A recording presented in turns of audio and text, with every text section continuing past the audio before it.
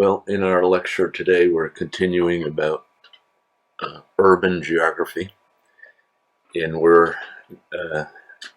this will probably end up being in two parts, two lectures. So that'll be a total of four for urban. But I think you'll find this to be very interesting. We're going to be talking primarily about a study, it's not so much a study as a way of looking at cities that was done by John Borchert. I think he's retired now. He was a professor at University of Minnesota. And before we start in, because there's a lot of information, I want to say that I'm going to post, you see on the screen, kind of a summary chart. My point is, I'm going to post that on Blackboard. So before you even start taking a lot of notes, you might want to print this out. I said literally print it out, and then you can probably fill in some notes as we go along. It'd save you some writing anyway. So this is John Borchert's study about American urbanization, and it applies to many other, particularly like European countries as well. And what this professor Borchert said was he's primarily talking about how transportation improvements affected urban development and where we locate cities. And so he looks at different eras, ERA, meaning periods of time. And he said that, well, before, as you can see, before 1790, we were in the Colonial Era. And in each period of time, there are kind of transportation innovations. And believe it or not, if we're talking in the Colonial Era, the innovations,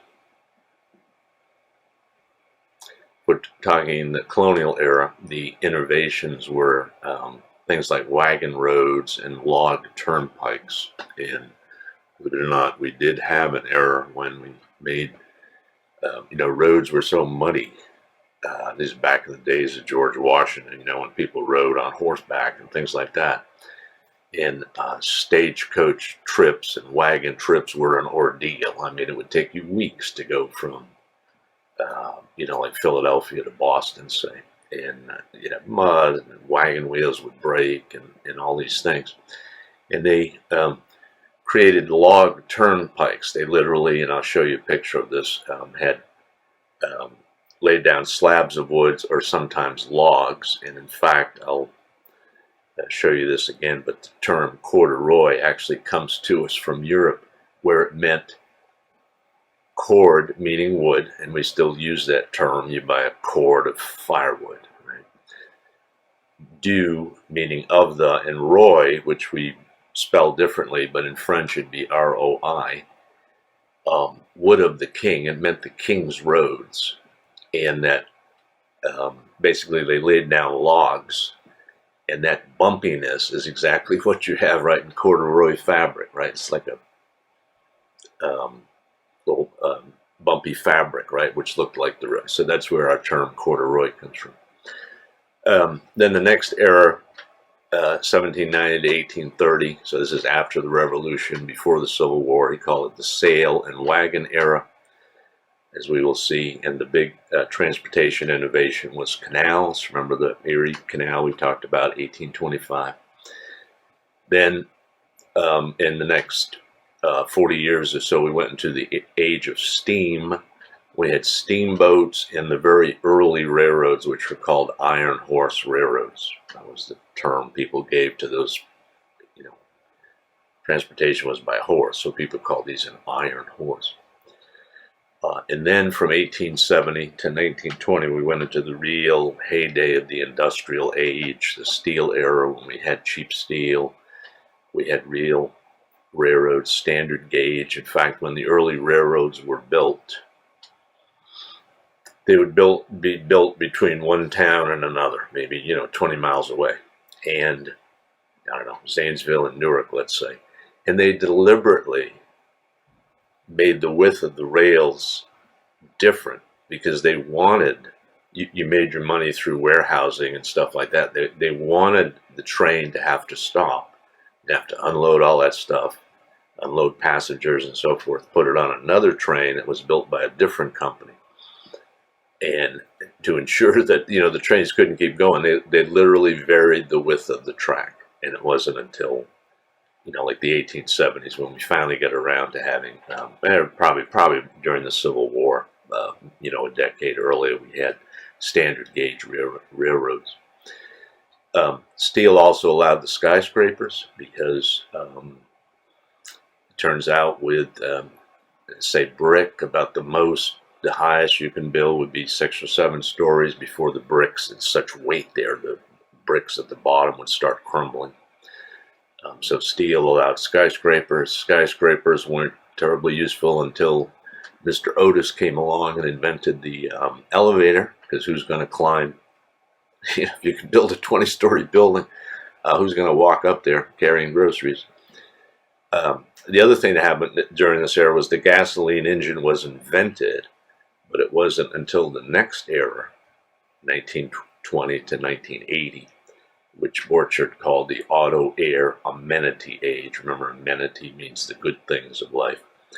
When initially the automobiles were, up until the 20s or so, were called the rich man's toy. If you were in some town somewhere and you were the doctor, right? You'd be the only person in town with enough money to buy an automobile, and you kept it in your garage and drove it around on Sundays. After 1920, a lot of folks own automobiles, like half the population, and now it started reshaping cities. Refrigerated boxcars was a transportation innovation that allowed, we'll see, things like where crops could come from far distances now, dairy products. Wisconsin could start specializing in the dairy industry because they could ship the stuff by rail without it without the food spoiling. And another theme we'll talk about, so this is kind of a preliminary overview of what we're looking at, is the idea that flexible oil and electricity replaces coal for power. When you think about it this way, as the American urban system has gone through time, remember we talked about how they built mills on waterfalls and rapids, because that water power turning a wheel, whether it was a grist mill for wheat or a textile factory or whatever, that was your source of power. So your cities, in a sense, where manufacturing was and all that, was limited to those sites. Then coal came along, and now if you were near a railroad or near a coal mine, you had another source of power. But over time, when you think of it today, you could build a factory anywhere. You could go out to the wilds of Wyoming somewhere in a small town, and you can bring in, if your machinery runs on oil, you can bring it in on trucks or electricity, and of course, which is pretty much everywhere, or can be everywhere, by stringing a wire. And so in theory now, you could put a city anywhere.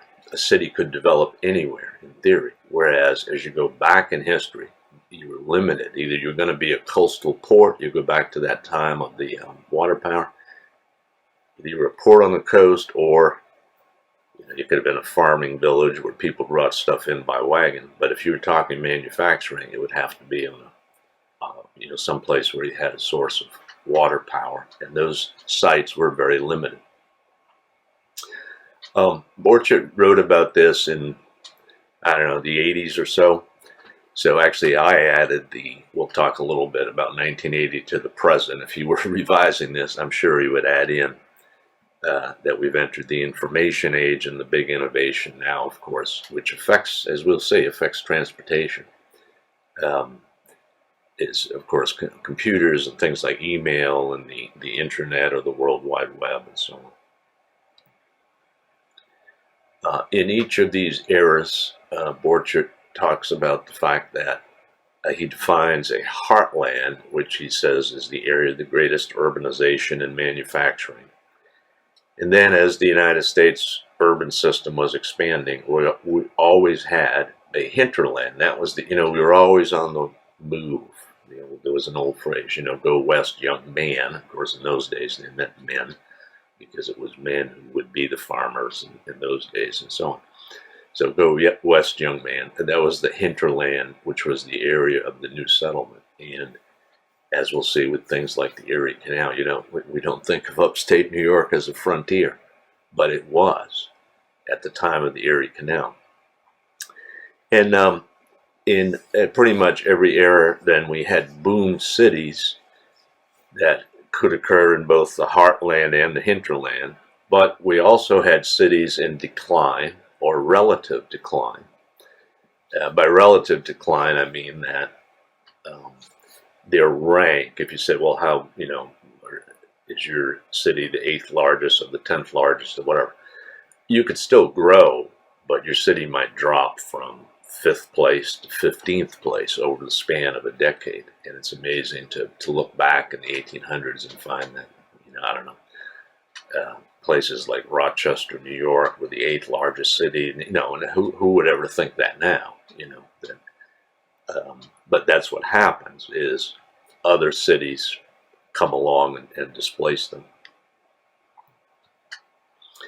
In that colonial era, which was before 1790, of course it lops over a little bit, because actually, 1776 and the treaty with Britain finally signed in 1783. So actually we're, at the late part of this era, we actually are the United States, but he lumped it together and called it the colonial era. The major innovation was wagon roads and toll turnpikes, those wooden roads made out of logs or wood planks, charge money for people, for horses, for herds of cattle, we'll see. You had wooden ferries where they crossed rivers. Sometimes those were just, how were they powered? They were on ropes. They'd have a guy there, right? You'd load your 20 sheep on, and there'd be a rope strung across the river, and the guy would pull on the rope or pole, with a long stick, and just push the boat across, the ferry across. We had stagecoaches, and a lot of people just traveled by horse. We had toll houses. I have a picture of one, because these roads charge money.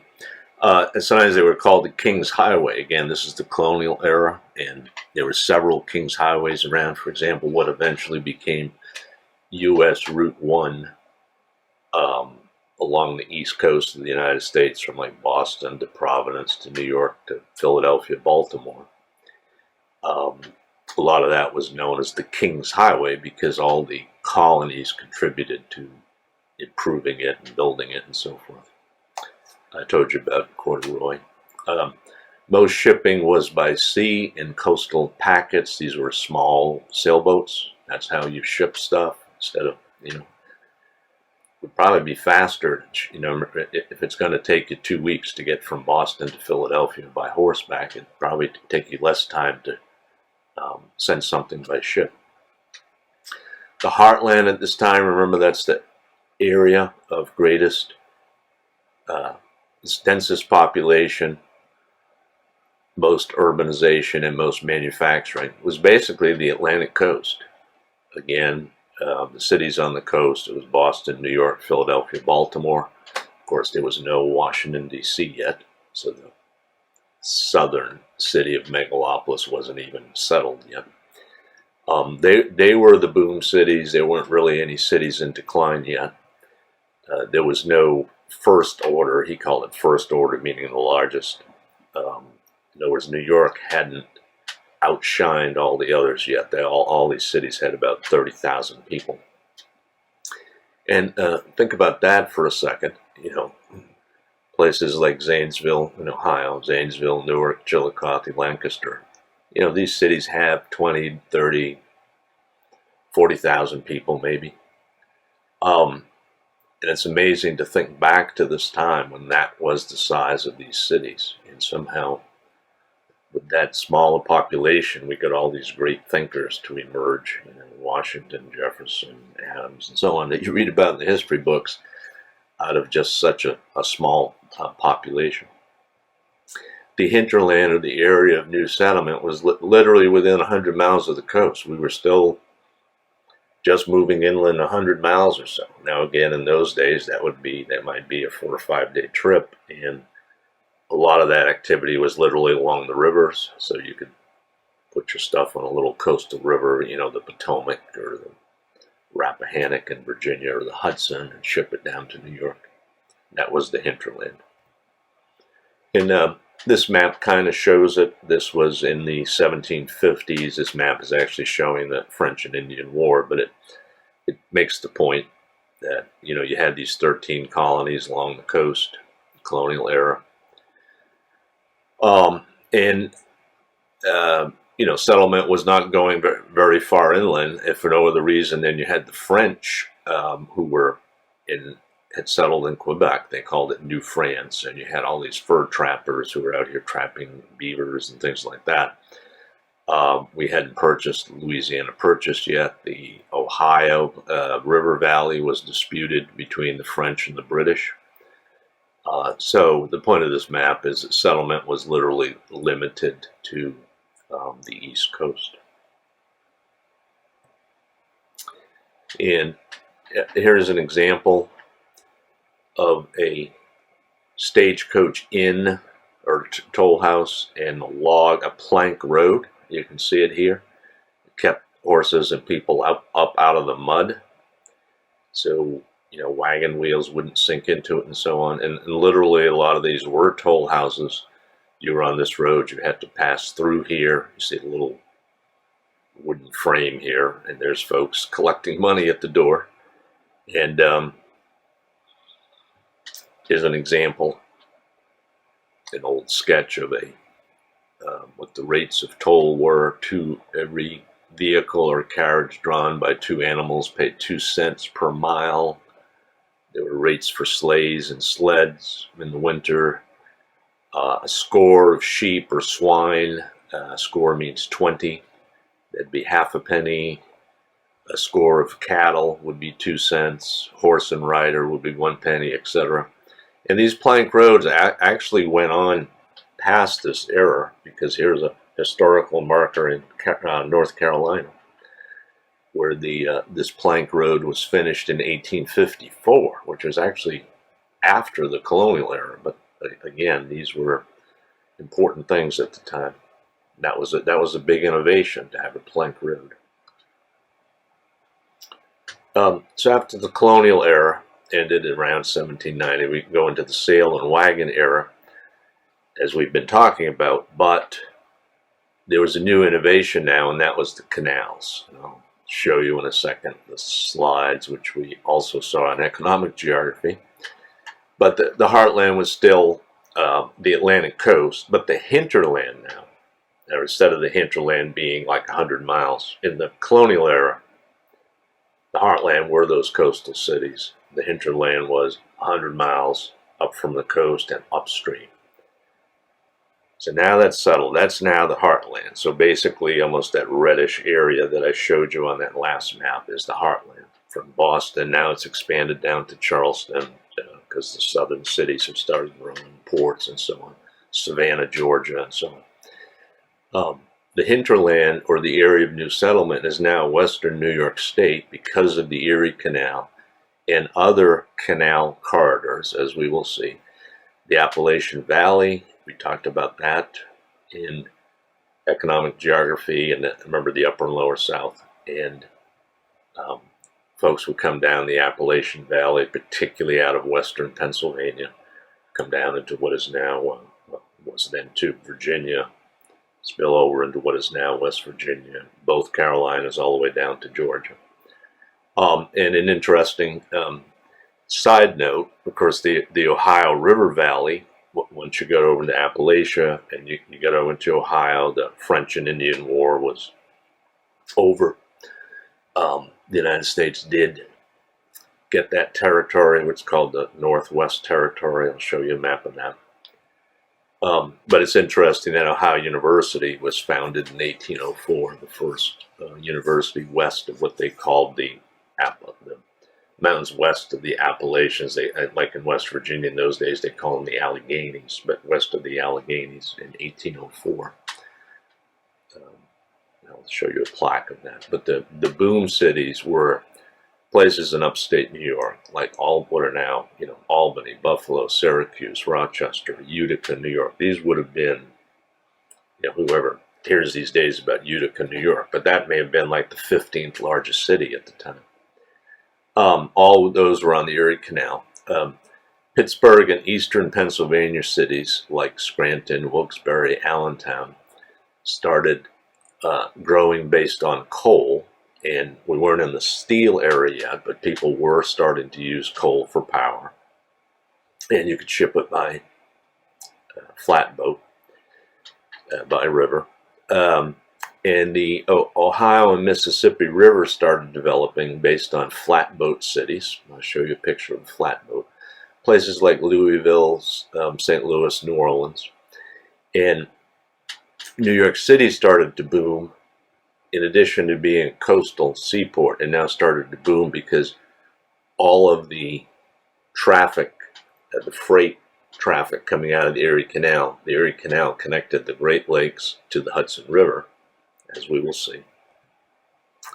And I'll show you that in a second. And that made New York boom. Here is a plaque in Boston, just a little more information about Ohio University. On this side, originally known as the Bunch of Grapes Tavern. If you go to Ohio University Inn, which is right off campus by the traffic circle there at the end of, is it Union Street maybe? Anyway, if you go to that inn, the restaurant and lounge in there is called the Bunch of Grapes Tavern, which is the same name as the one in Boston. The site has been demolished now, of course. This is way back in 1786. But you can read that. Members of the Ohio Company, that was the group of folks who were going to settle Ohio, met in 1786 to write the charter for Ohio University, which opened in Athens, Ohio in 1804 to become the oldest university west of the Allegheny Mountains. So folks were settling what they called the Ohio Company was designed to settle.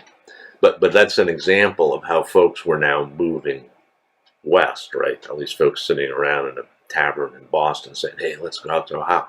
And they did. They founded Rufus Putnam, and those folks founded, actually initially Marietta, right on the Ohio River, and spread, and then Ohio settlement started spreading out from there. Even as early as 1790, 1830, you actually had now some small eastern seaport cities in decline, in part because their agricultural area was declining as folks started moving west, like these folks in Boston who said, hey, get out of here, go west to Ohio. That's where all the action is. The interior farm cities were declining due to competition from better farmland opened up by the canal and river trade. And of course, the displaced farmers said, all right, go west. So let's go out to Erie Canal. Let's go to the Great Lakes. Let's go to the Ohio River. New York became the largest city position. It still holds, largely because of the Erie Canal traffic. When we talk about the Sail and Wagon Era, when canals started, these were the type of ships. We're not talking about ocean-going ships with 3 masts and crews of 100 men or something. They were 2 or 3 guys on little boats like this with maybe 1 or 2 sails that went up and down the rivers and like from Boston to New York and so on, bringing goods back and forth. Those were sometimes called packets, packet boats. But that's the type of shipping we're talking about. That carried a lot of goods in those days. That's how you ship stuff around. Then the canals came. I showed you this slide before. They were pulled by horses and mules, and literally those tow paths, because you had flat land right along the river or the canal that had been cleared for the horses to pull the boats. And as I say, you can imagine a boat like that couldn't carry too much goods, but it might carry, 10 wagon loads, and that was a much cheaper way of shipping stuff around.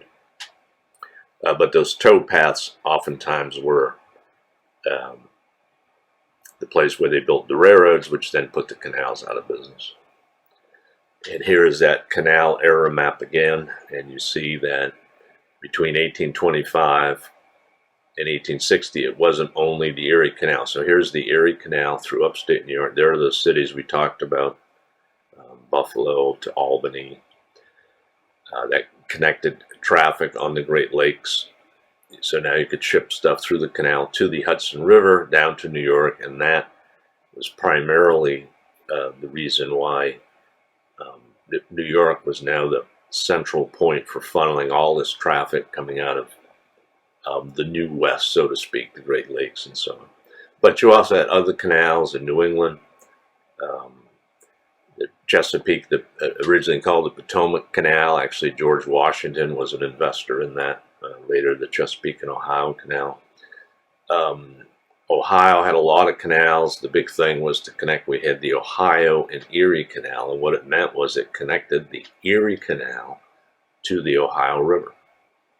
And a lot of places in Ohio, when you hear the term port, you say Nashport, Ohio, and you say, well, what is that? It was a port on a canal, or a grove port.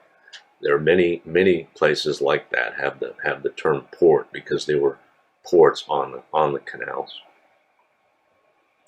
And the Chicago Canal, it connected Lake Michigan to the Chicago River, and then into the Mississippi system. Although we weren't out toward the Mississippi yet. The canals are pretty much focused on the Great Lakes and the Ohio River Valley through here.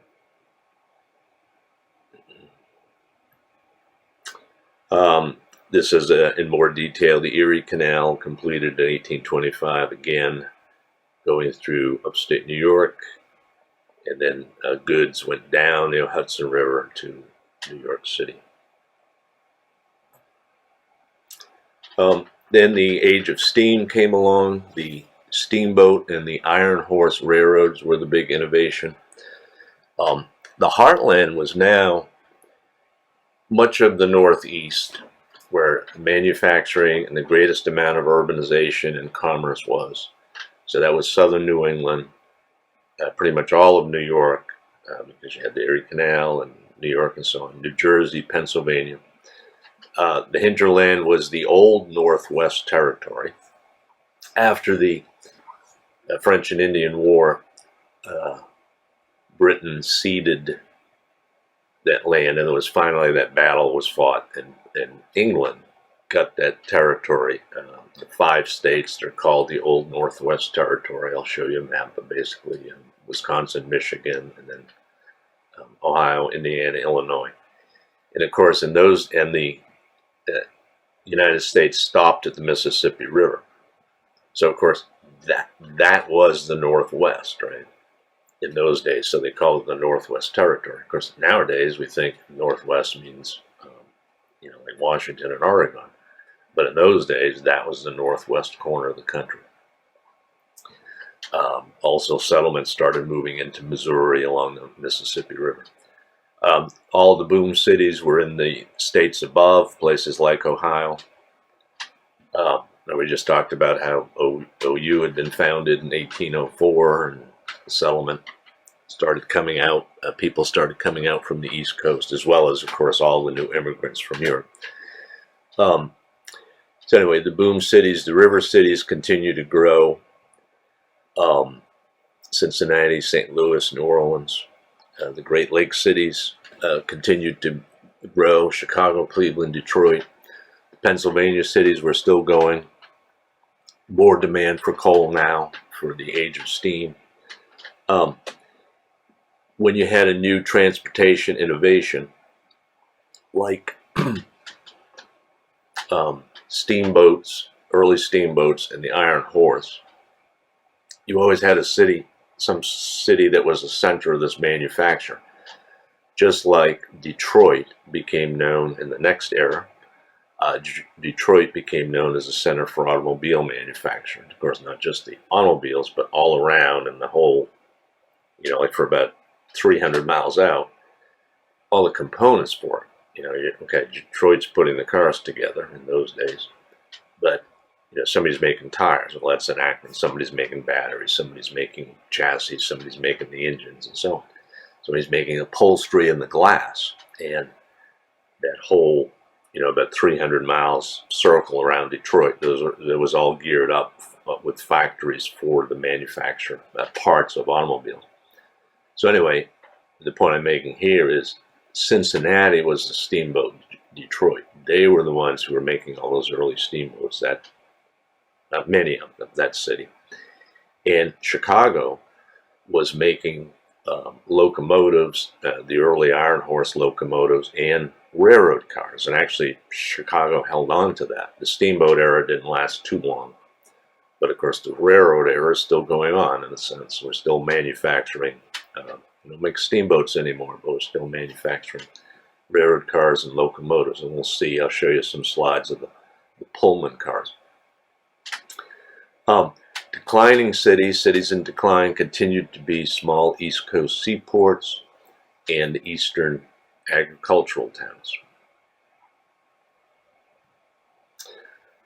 Here's a map showing more clearly those 5 states of the Northwest Territory and what dates they came into the Union. Ohio was first, 1803, the year before OU was founded.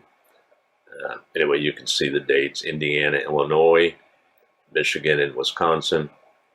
Spain at that time controlled. Spain and France traded territories back and forth, and it was then known as Spanish Louisiana until we acquired in the Louisiana Purchase. But anyway, again, this was the northwestern part of the country, so we call it the Northwest Territory. It turns out right around here, what they called the township and range system was developed, and there's actually a marker there downtown. It's in East Liverpool, where you can go. It says basically this was kind of the cornerstone marker that all of the Northwest Territory, all the boundaries of the Northwest Territory were laid out in reference to that marker. They drew an east-west line, and then they drew north-south lines like checkerboards and created township systems. You see a little bit of this on the bottom of the map. In the age of steam, 1830 to 1870, still in that era, the iron horse railroads were mainly in the east. We'll see a map of that. Initially, we had no standard railway track gauge, so they weren't the real railroads yet. We had these iron horse railroads, not really yet the real railroads. Early railroads often ran parallel to canals and in fact put them out of business. So we spent, the equivalent today of billions and billions of dollars building these canals, and in 30 years they were all pretty much passé. Nobody shipped by canal anymore because the railroads came along so quickly and just put them out of business. Why ship? Again, it would take days for a boat to one of those small canal ships pulled by horses to get down from, say you were shipping something from like Cleveland through Akron, Canton, down the canals, down to Zanesville, to the Muskingum, to Marietta, and then down the Ohio River. That would take you weeks. And on railroad, even in those days, let's say these early railroads went like 20 miles an hour. That was phenomenal. Goods could be shipped in a few days because you still had to do the stuff about dropping them off at the next railroad and so on, and then reloading everything because of the different gauges. But manufacturing was still mainly in the east due to we still had high cost of transportation, and the coal in those days was all in the east. comment about the problem of urbanization in the South. Now notice the dates here, 1830 to 1870. This includes the Civil War. Civil War was 1860, approximately 1861 or whatever, but 1860, 1865, so that was in this era. When we talked about central place theory and how cities develop and so on, the South experienced a real setback. First of all, it was always more agricultural than the North. But in addition, how do cities develop, right? You had when we talked about Kristalla's central place theory, you have a lot of these cities were agricultural towns, right? Because he looked at places that were not coal mines. You don't have to be a professor to figure out, well, you get a coal mine, you're going to have a coal city, coal town there. You get a seaport, you're going to have a seaport city there. He said, suppose you just had flat land, flat agricultural land.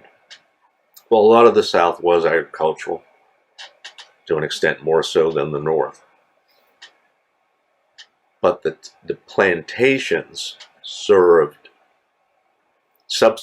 so to speak, for small towns. So in the North, that small town would evolve. You'd have a baker, you'd have a blacksmith, you'd have a shoemaker, and so on.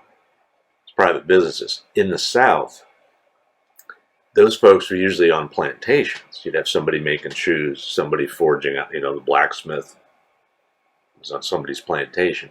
And after the Civil War, when the plantation system was wiped out, it basically wiped out that system of towns to some extent. So the South was kind of starting over, developing little towns. And it kind of set the South back. And it really has not been until present time.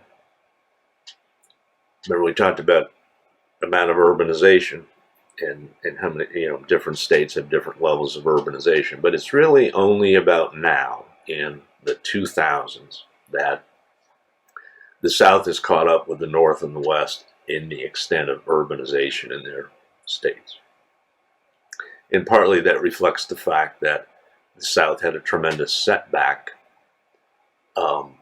when they lost the Civil War, and the plantation system was largely abolished. It became a low-wage system. And they had to start kind of creating that level of towns from scratch. It's just interesting to look at these railroads in 1860 at the start of the Civil War. You've heard, I'm sure, or read in your high school history books and so forth that, to some extent, some people would say it was inevitable that the North would win. They had more people. They had more manufacturing. When you start talking about making cannons and guns and railroad cars and so forth. And look at the railway network. I think it's a fair thing to say that at the time of the Civil War, the North had a real railroad network, whereas the South had railways, but they were much more sparse. And you can see, if you're a military commander and you can get in here, be one of the northern generals, and cut this railway, cut that railway, or cut this railway perhaps, you could stop railway shipping across the South. Whereas in the North, if you cut this railway, they just ship on that one. And of course the South never really, other than Gettysburg and a couple of other places, one in Ohio, there weren't really invasions. Much of the Civil War, of course, was in the South. But anyway, my point is, this railway reflected the northern heartland at the time. In the next era, this became the true manufacturing belt, and the South had a much less well-developed railway, and to some extent, that was a major factor in who won the Civil War. The age of steam. These were the flatboats, and here are the early steamboats, the ones that were a lot of them being made in Cincinnati. They weren't huge. They were paddle wheel. Oftentimes they were paddle wheels. Actually, this is called a stern wheeler because the paddle wheel was in the back of the boat, so that's the stern. And the others were called side wheelers because under this cover on the side where the wheels were on the side of the boat. And they were replacing these flatboats, which were, and we talked about these in the upper and lower South. Shipping stuff downriver. A lot of times they would, they're helping it along with oars, going down the Ohio River and then the Mississippi River. Maybe they're going all the way down to New Orleans. You can see they don't carry a lot of stuff. And a lot of times, because while you're paddling, you're largely using the current of the river. You don't want to attempt to paddle. Let's say this boat has 5 tons of stuff on it. These guys are not going to be able to paddle upstream. What you would do is literally sell the boat for wood when you get down to New Orleans or Louisville or wherever you were going. But the point here is that these steamboats put this flatboat stuff out of business because they would travel 5 times as fast as these flatboats were traveling. And those flatboats weren't really much more than a kind of glorified raft. Now, the real steamboat era, I guess we could talk about, just like we're talking about iron horse railroads and real railroads, we could talk about, real steamboats and iron horse steamboats, so to speak. But this is eventually, I believe this was the largest. This is in Cincinnati. And I think the largest steamboat that was ever made. They had a lot of fires on these things and explosions because of course, what you're doing is you're burning coal to power a boiler, and that steam, the force of that steam coming out of that boiler pushes the paddle wheel. And of course, there were often explosions, and these things would sink and so on.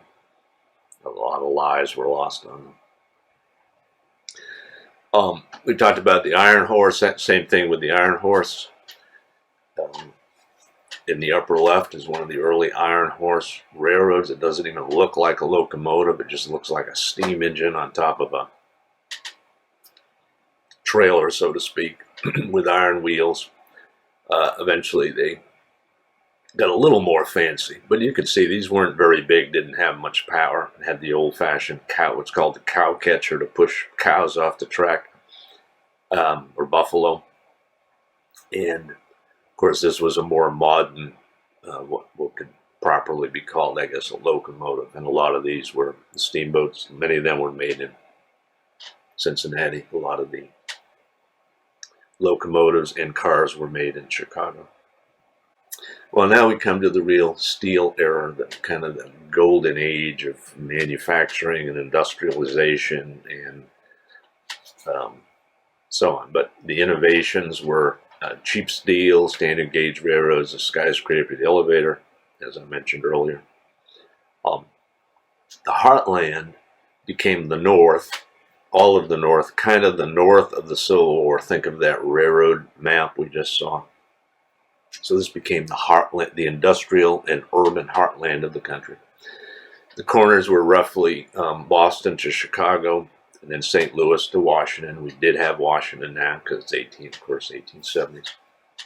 And Borchert suggests, he says, the heartland's urban pattern had set by the end of this era, 1920. And what he meant by that was it was almost like glue, because he's saying that, like the way glue sets. It's fluid for a while, but yeah, we've added other cities, but it's not like that heartland has kept spreading over time. It hasn't like lopped over to the south. There are other centers and islands like the Piedmont, we'll see, or Florida. Think of that population density map we talked about. Florida, the Texas Triangle, the West Coast, and so on. But he's saying, but that north is still kind of the heartland, so to speak. And it's not really changing very much over time. Now, of course, every era has a new hinterland. Now it was the West Coast. Initially, the West Coast was settled by sea. Those western cities like Portland, Seattle, San Francisco. Los Angeles came a little bit later, but um, Seattle, Portland, San Francisco were initially settled by sea from the East Coast through whaling and gold. People came to hunt for gold and so forth. And then railroad connections were built. It wasn't until 1869 was the Golden Spike that, remember that if we go back to the map of railroads in 1860, you didn't see, go back and look at it if you want, you didn't see any railroads out to the West Coast. That didn't come till 1869.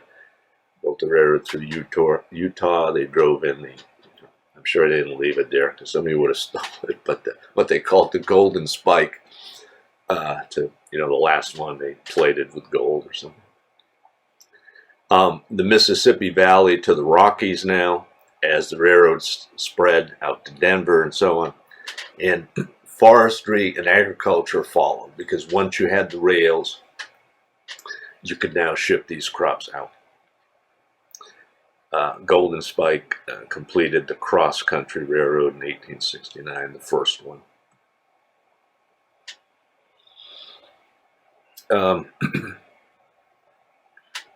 So that was the hinterland, the West Coast, Mississippi Valley, and so on.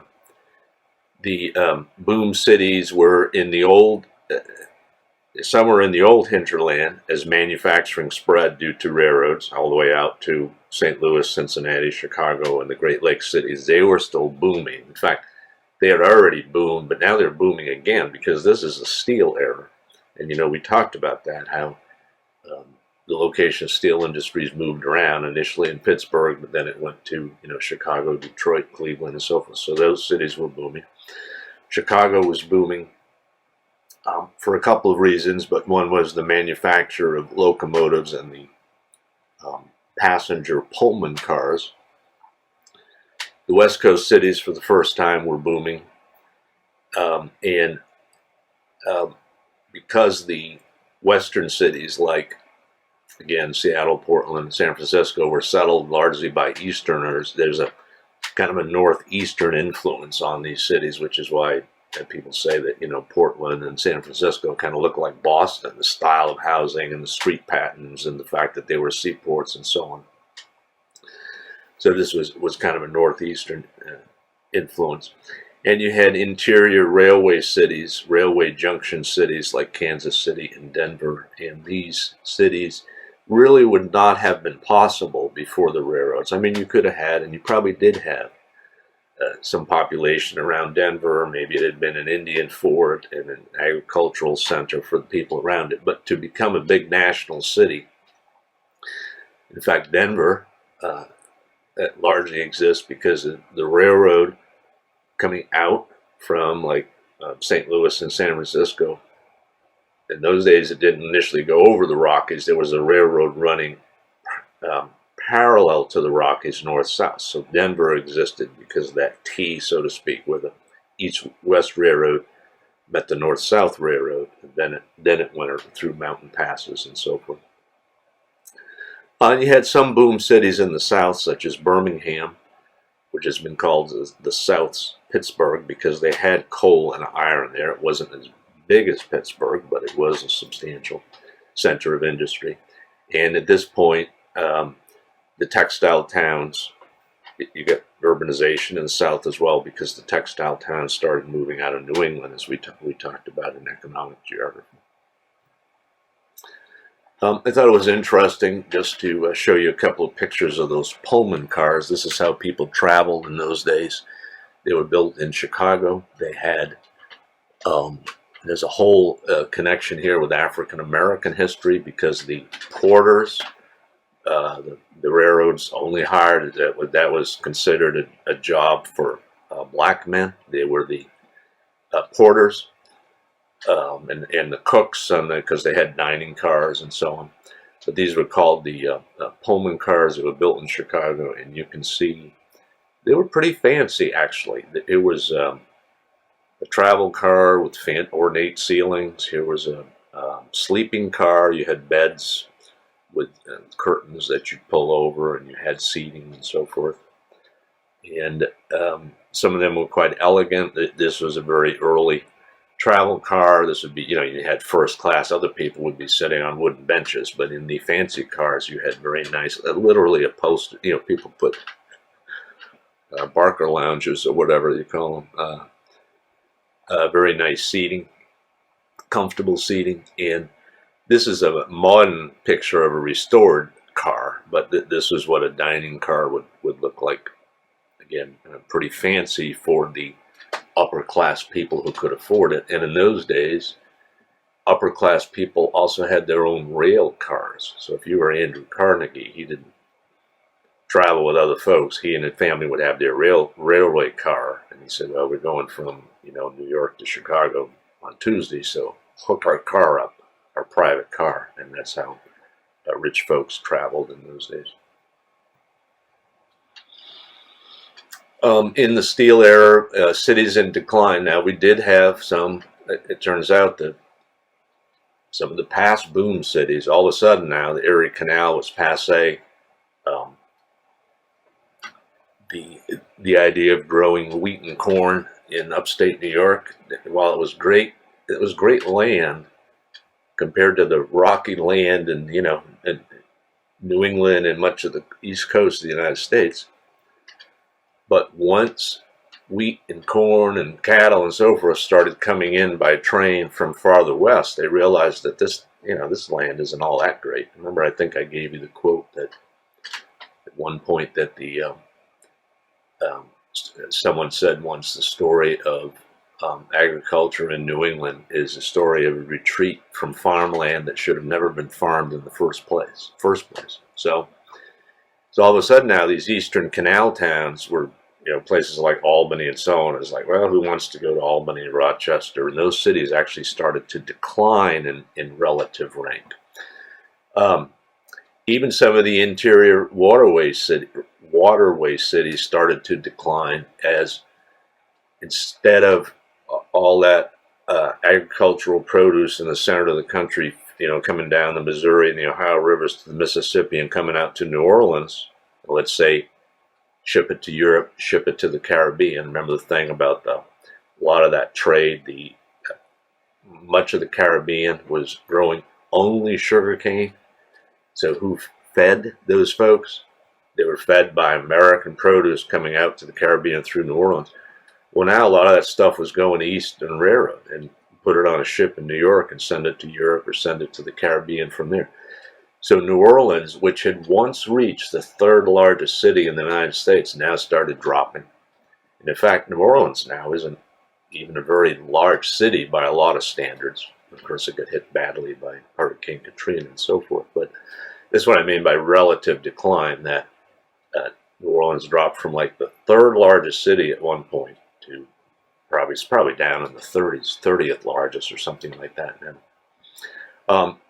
Northern manufacturing towns actually started to decline as you get more like back in New York and New England, you get more competition from the Ohio and Indiana manufacturing and Michigan and Detroit and so forth. The textiles, as we know, started moving south. Some of the Pennsylvania towns started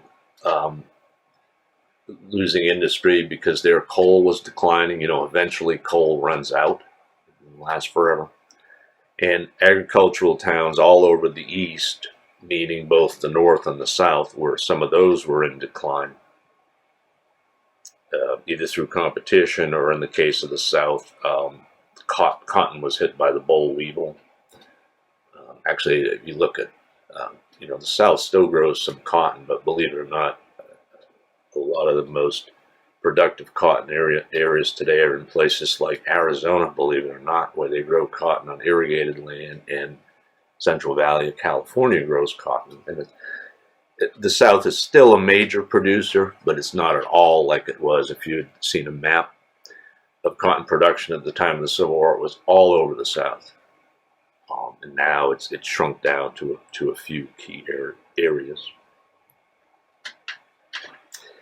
And we can see, and we're getting near, and like I said, this is going to be 2 parts, so we'll have another part to finish this out, but I'll end with showing you the manufacturing core then and now. So during that iron and steel era, when Borchert says the heartland's urban pattern had set and so on, it's largely this area and it still remains. Well, that was the manufacturing core then, but it still remains the kind of the core of urbanization, you might say. If you look at that population density map from megalopolis west to the cities along the Great Lakes, and that string of Ohio cities out through Indianapolis and so forth. I'd probably, if I were making this map, I'd lop it out to include all of Illinois. But as we will see as we go forward and conclude this section about Borchert. So manufacturing belt then and now, and what are manufacturing core, and what do we call it now? Notice the title of this map, the Rust Belt. That while the East Coast in Boston, New York, and so on is doing okay, a lot of the interior, here's exactly the old Erie Canal corridor, Rust Belt, much of the Ohio cities, the automobile industry is struggling in Detroit. It's moved out from there. Chicago's not doing too good, and so on. And then there's a second area, the old coal mining industrial corridor. Places like Wheeling, West Virginia, you drive through it, you can see that it's on hard times. In fact, the core area, and I guess we could call it a triangle, but if you draw, and I'll show you this toward the end of the lecture on a population density map, as soon as I get my cursor back, but basically think of a triangle, Cleveland to Buffalo to Wheeling, West Virginia, with Pittsburgh near the center of that. That's one of the hardest hit areas of industrial and urban decline. Even though the individual cities, like Pittsburgh itself, has had kind of a renaissance, but if you look at the loss, there is a substantial loss of population in that region. Even while the individual cities do all they can, like Cleveland and LeBron James back, but even while the individual cities might be, keeping up appearances, so to speak, the region has lost a substantial amount of population. Okay, so we'll end there for today and pick up on this next.